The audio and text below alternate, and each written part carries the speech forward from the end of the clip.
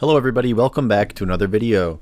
In today's video, we are focusing on the learning goal, I can compare roots to exponents from our book, Looking for Pythagoras. So let's start with the first problem here. X squared equals 81.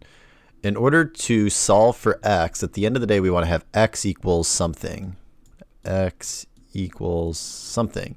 So in order to get from x squared equals 81 to x equals something, we take the square root of both sides of our equation. So after we take the square root of both sides of our equation, we get that x equals the square root of 81. The square root of 81 is 9 because 9 times 9 is 81. But we also have to remember that we could also have x equals negative 9.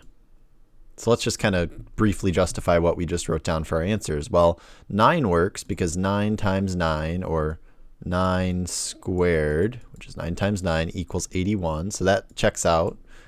And negative 9 squared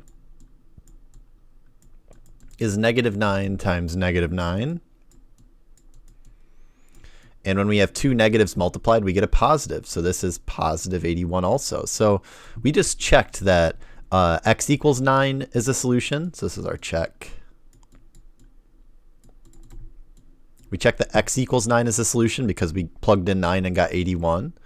And we plugged in negative 9 in for x and we also got 81. So yes, both of these are solutions. For the second problem, we have the square root of x is equal to 7.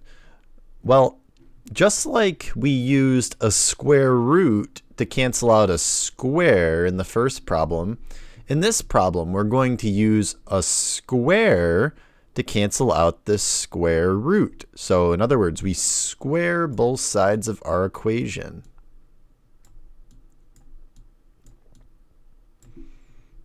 Now what that gives us on the left side is the square and the square root just cancel each other out.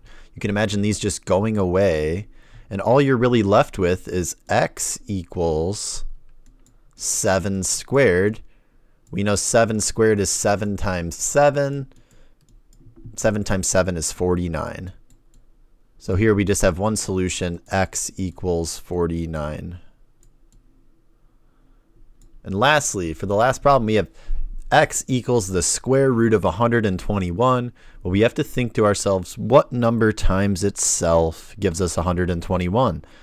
And if we kind of go through our options, we eventually see, well, we know that, like, for example, 10 squared is 100. So the next number after that would be 11. And 11 squared is 11 times 11, which is actually 121. So because we squared 11, got 121, that means that the square root of 121 is 11.